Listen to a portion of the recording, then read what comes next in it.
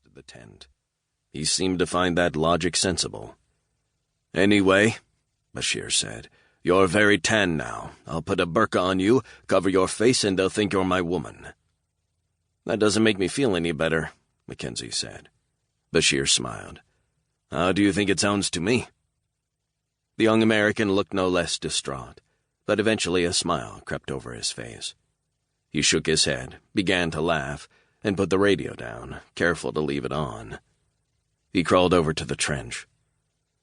"What are you so excited about anyway?"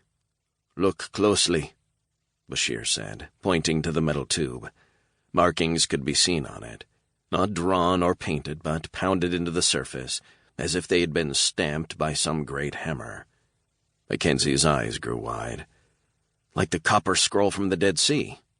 "Exactly," Bashir said. "If our theory is right, this could be as old as the dwellings we found. 7,000 years. It could tell us priceless things."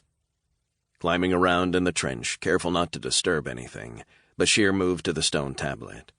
He swept away the sand with a horsehair brush and studied the symbols. Only then did he realize that the tablet was not made of stone, but was some type of clay or adobe, fired or dried in the sun. It seemed extremely dense, but it would still be a far softer surface than stone. He moved carefully, blowing air into the crevices and using delicate strokes to reveal the carved markings beneath. Mackenzie aimed a flashlight at the surface. With the added illumination, Bashir could make out the style of writing. "What do you see?" Mackenzie asked.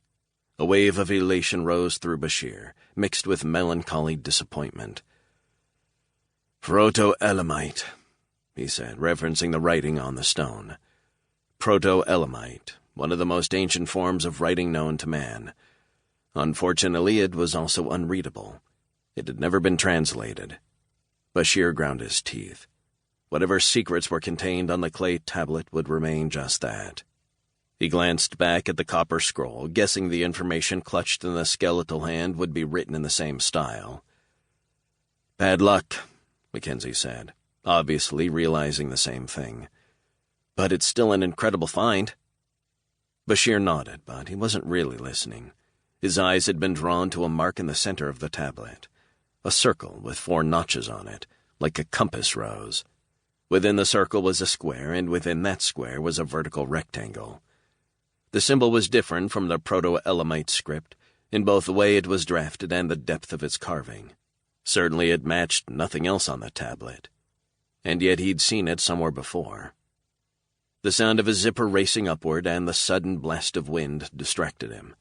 He turned to see Jan Davis, the other American, standing in the entryway, holding the flap open.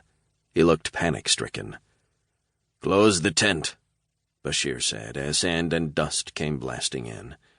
"We've got to get out of here," Davis said, ignoring Bashir and talking straight at Mackenzie.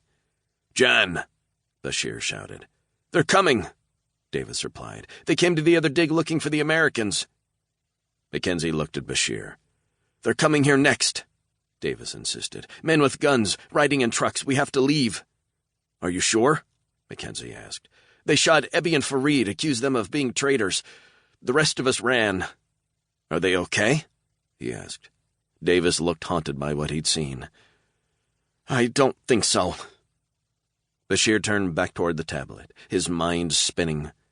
He felt instantly sick. Ebby and Fareed were Iranian like him, from his own university. 2 of his best students, now dead at the hands of the revolutionaries. "Ahmad, we have to leave," Mackenzie pleaded. Bashir knew Peter was correct. Knew he had misjudged the extent to which his country had gone mad. "Listen," Davis said, turning the radio to full. Through the static, they heard the reporter intermittently. "They've taken the American embassy now. They're parading around in the streets, burning flags, shouting death to America. We have to go." Bashir nodded, slowly coming to terms with it. But as Mackenzie stood and gathered a few things, Bashir found his mind drifting inexplicably back to the tablet. Where had he seen that symbol before? Jan Davis disappeared from view. Mackenzie was halfway out of the tent. "Ahmad, you have to come." "I'll be all right," he said. "You won't," he said. "They know you work with Americans. They'll take it out on you when they can't find us."